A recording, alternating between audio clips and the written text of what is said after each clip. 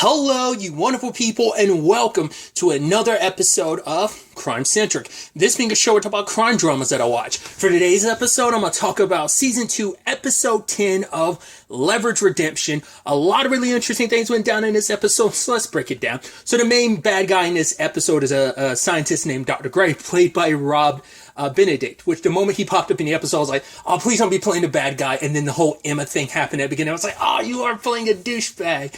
Obviously, Supernatural's my first introduction to him is like Chuck, which I didn't realize is because I saw his name in the credits. You know, I knew Aldous Hodge was going to be in this episode, but it still took a while into the episode, and I was like, oh yeah, they both have the connection to Supernatural. I'm fairly certain Rob wasn't in that early of Supernatural. He's been in Supernatural for a while. His characters existed in Supernatural for a while. Wasn't out, and I was also trying to remember, was Aldous only in it for like 2 episodes? I know the season 2 finale being the 2-parter that it was, but I don't remember. I want to say his character's name was Jake. I don't remember if Jake ever popped up prior to those finale or not. Tangents and all that aside, Dr. Gray is a really renowned scientist. Problem is, he ended up stealing all of Emma's research, and Emma has massive anxiety, and it's very crippling to the point she can't talk in front of people, so she can't. And he probably knew that enough. That's why he wanted to make such a spectacle of it, which makes him even much more of a douchebag when he tried to put her on the spot in front of her, because he probably knew about her anxiety, that she's not very good at being around a whole bunch of people. He wanted to make an example out of her to scare her to not do anything. Because that was her main reason why she didn't really go to anybody, because it's like, right, it's her word. She's a lowly grad student in her mind going up against a well-renowned scientist like Dr. Gray. It's, David versus the Goliath. It's that type of situation. So she didn't think anyone would really listen to her. Luckily, Brianna obviously listened to her and believed her, and obviously brings this to the team, and brings it to Sophie, and Sophie kind of bring it to the team. And I love that Brianna's like, Dr. Gray, I want a bagged tag brought to me in 2 hours. And Parker's like, all right, I'm down for this. Elliot's like, we can get him to you in an hour. It's like, no, she's joking. And Brianna's like looking serious, but she's like, all right, fine, we're not going to do that. I think it is an interesting, and I think this episode also does a beautiful job of continuing Brianna's like overarching story that they've set up for a while. They even kind of set it up last season too, that this job isn't, Brianna wants to make a difference in the world, and she's able to do it with this job, but I think it kind of showcases that this job isn't going to be hers forever, which I think is going to be interesting if they do eventually go down that route. Just because this has been everyone's world for so long. But obviously everyone's kind of got their things outside of it as well. But obviously it all kind of it was all born from this job. But the job, that was for Nate, this is all Nate had outside of this. At least Sophie, for example, had her acting and stuff like that. So it's just one of those fascinating things. Right, don't let this job straight up just consume you. You need to find other things. You can find other things outside, and especially they seems like they're really leaning into that with Brianna. Even a couple episodes ago when Elliot's dad was talking to Brianna about going to college and stuff like that. And, and in this episode, Harry is like, oh, you do well in college, because college is meant for someone like Brianna. But she also recognizes college is a scam, the loans. It's college isn't the perfect system, but I also can't say that as someone who hasn't gone to college, who kind of was nah, college isn't for me, just because I'm skated by in high school, and I'm not going to spend all that money to go to do the same thing, especially on my parents' dime. It's hell no, I'm not going to do that. So that's, so I understand also her issues with the college system and how it works. And that actually ends up being this interesting thing, because Harry wants to handle things legally. And it's oh, so we're going to steal, we're going to steal stuff, is what Parker was saying. He was like, yes. No. Yes. And she's like, oh, I get it. We're not stealing anything, but no is yes. He's like, no, as in no is no. We're not going to do any crime at all. He wants to handle this legally, but he's also well, we need to get the evidence, so we need to do a little tiny bit of crime to get the evidence we need. But eventually, trying to do things legally, try to bring this in front of a school court, a college court, to kind of be hey, this is plagiarism, everything was stolen from Emma, but the dean didn't want to listen because, once again, it is Dr. Gray's name against some student, in his opinion, who also won't. She's the one that also had like a restraining order against her. Like, she was already like, he ridiculed her in front of the class and kind of made a spectacle of her. And then on top of that, she's not willing to talk in front of other people, so they're less likely to listen to her. So that didn't happen. So Harry's like, all right, I guess we're gonna have to do all, how much crime? It's like all the crime. And Parker's like, that's exactly what I want to hear. So they have Sophie pretending to be a doctor, a scientist who, and I love the switcheroo of making it like, hey, we're going to make him realize his research is actually worth even more, because it turns out, hey, she actually stole that research, that Emma's research isn't her. You stole Emma's research, but Emma already stole it from someone else. That's the plot they're making. And I thought was such an interesting little thing too, that Sophie, because despite being the amazing grifter that she is, even she's not foolproof in like, yeah, like you, as Brianna puts it, like you can't fake your way through like large quantity of knowledge of physics and stuff like that. So needed Emma in her ear, which I thought was such an interesting thing, because like, you know, typically speaking, and we've seen it, I mean, even last episode, I mean, to be fair, like last episode kind of lends itself to her grifter ways anyway, but it's like, yeah, like typically Sophie can more often than not fake it till she makes it. And I think it's such a fascinating thing that this is like, just, you rarely see Sophie stumble like she did in this episode, because, you know, it's such technical terms and just understanding the ins and outs of the physics and stuff like that. So understanding the science like that, I just thought that was such a neat little thing, kind of giving that to Sophie, because you never see her like, you never see the cracks in her armor. You've always seen it like, no, like she's always on top of it. Like I said, even when she's BSing, she BS's with the best of the best, because she's just that good. So to see her kind of like having to be like, I don't, and maybe it has happened before, but it's happened so far and few between instances that I can't think of any off the top of my head. If there were any other ones, but regardless. I also love Brianna signing up to kind of be under Dr. Gray. And it's like, oh yeah, Dr. Tennant and Whitaker. I was like, oh, dude, I love that. I love the Doctor Who references we're just squeezing in here and there. I love it. Which is so funny to say that. But I mean, well, it's like, I was about to say, well, we're talking about the actual actors who played David Tennant and Jodie Whittaker. But I'm also like, well, to be fair, she says specifically doctors just to make them, because, I mean, well, they are doctors, you know, so it's like, yeah, I love that. I also love Elliot's plot in this episode, because like he was supposed to take out the guard until he met the guard. The guard's like, was it Floyd?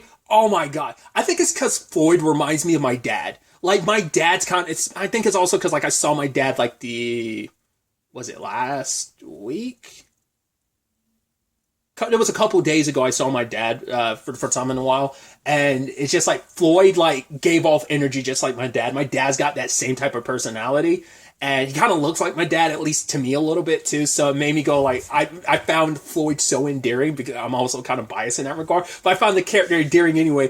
Even Elliot was like, I can't take out that. It's like, and Sophie's like, you can't take out one guard. He's like, not this guy. His son died in like the Gulf War. And because he was just like, hey, you remind me of my son. I lost him in the Gulf War. And then later on when he locks Dr. Gray in the room, and it's just like, oh, who's in there? Dr. Gray's like, he tells us to take out his trash, tell me to take his trash out like all the time. Like it's actually my job. It's like, you know what? Keep him in there a little bit longer. Like, the moment he gets out, there's going to be hell to pay. He's like, well, we could always just, you don't have to let him out right now. You could, let him stay in there for a little bit. But it's like, nah, I might as well let him out. So I love, like, Floyd is so good. And he introduced Elliot to the rest of he's like, yeah, all the other people, all the other workers, the other janitors, the security guards, the groundskeeping people, they're all people that Dr. Gray treats like less than. It's like, oh, like we're supposed to like take his trash out. Like he literally brings his trash from home, and he has a baby at home, so we have to deal with the smell. It's like, yeah, how about we don't take his trash out for 7 days and see how you like it? It's like, oh, look, they're little rebellious because they can't do anything radical, because if they do, they're the ones that are going to suffer the ramification, because he's such a big shot at the college,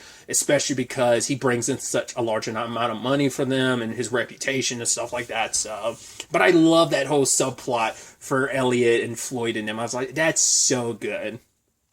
Oh, especially Floyd's final line to him. Basically, he's like, "You're not actually a janitor." He's like, "Let's just say like I got to go off to another job." He's going to get the badge back. He was like, "No, you keep it.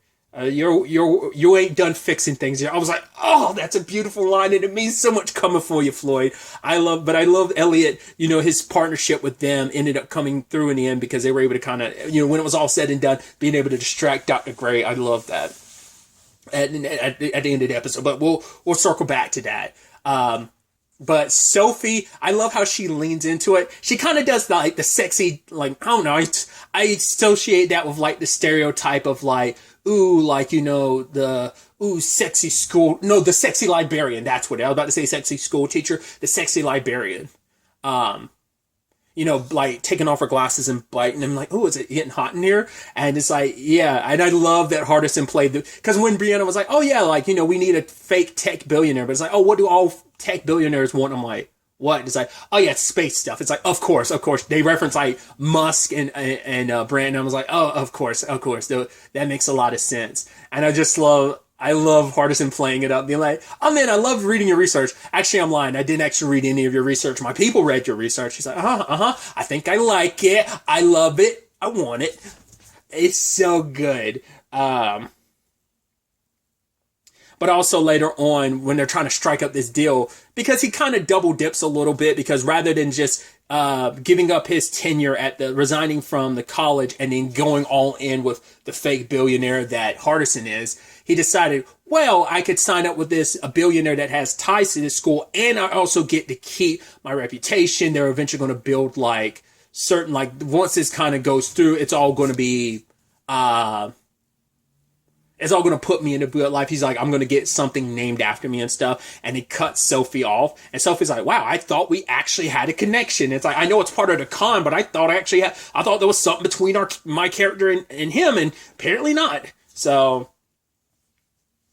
they set everything in motion because they needed to get Emma in front of Darren, the billionaire. And I thought it was so interesting because, once again, there's the whole point he was trying to make against Emma. He's also making against Sophie's character by being like, hey, you're a nobody, I'm somebody, and they're going to listen to me. Darren's not going to care about the math of it all. But when you actually talking to him, Darren's like, oh, so how did you, he's like, you know, that doesn't matter. He's like, actually, it does matter. You know, he's like, oh, you know, the inspiration could come from anything. He's like, no. I meant my actual quote is from anyone, showcasing that Darren is someone that's like, oh, you don't have to be a somebody, because he realizes like, right, the next discovery for anything could be someone out there, like the person who eventually will cure cancer, whether they exist now, like properly eradicate cancer that we don't have to worry about that anymore. Maybe that person exists now. Maybe that person is going to grow up like in a small village somewhere around the world 10 years from now. It's that type of thing where like the discoveries of science could come from anybody. You don't have to just be some well-known person. If that love for science is sparked there inside of you, just like it is for Emma. That's why she's kind of an anybody, because she loves science and she could be the person that discovers all this. So I thought that was kind of powerful. And I do love that Darren is that. You see that just in a little bit of scenes we got with Darren, where it's like, no, like he is legitimately a smart tech billionaire himself. I also love the whole thing when the demon's in the elevator with him. So, billionaire with the B. What's that like? I'm like, I love the like awkward small talk. Darren's like, can't even give him a response. I love it. But yeah, like I said, I do love I almost love the parallel too. They didn't really lean into it, but when later on he's trying to set up the deals with Darren and try to get all that signed up, he figures like, Sophie's character, and he sees Emma, and he also sees Elliot, and he's like, oh my, and Harry, he's like, oh my God, they're all working together. This is all them trying to like steal this research from me. He's sounding a little paranoid. And then when Elliot ended up like getting the other like, workers on the campus like to kind of block his path in every way, like the way he was kind of panicking, it was very reminiscent of Emma anytime she had an anxiety attack.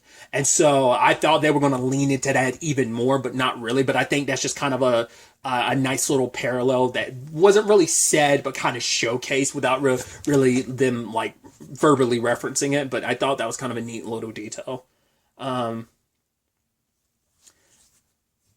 I also love everyone's got to get their, gotta experience Parker's like antics to some extent. It's like, okay, especially because like she ended up Parker ended up like taking her, using the grappling hook to drop her on, like get her to the elevator and stuff. So she was able to get inside because Brianna believed in her love for science and was willing to help her. She was able to kind of calm down, and she was able to showcase everything in front of Darren.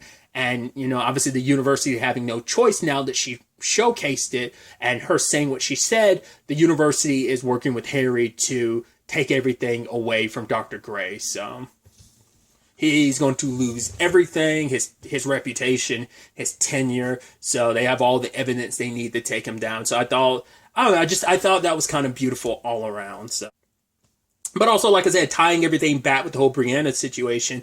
Sophie being like, yeah, this path is, not everyone's path is the same path. She's saying like, yeah, everyone on this team has kind of found out things outside of it as well. So like, whenever you need to go and want to go, you can, like, because like this, she's like, yeah, there's major issues with the way college works, but she's like, honestly, I like it. She's like, maybe I'll take like a class or two here and there, because Harry was like, no, you're gonna love it, because one of his things he loved most about college was like ultimate frisbee. I even love that he tried to do the whole like Sophie speech thing. They're like, that's why we leave it to Sophie. He's like, no, what I said was accurate, because it's exactly what we're doing. It's like, you gotta make it snap. It's gotta flow off the tongue, Harry, but you'll get it. I think by the end of this season, you'll get it, and everyone will be happy that you did, So, we'll see.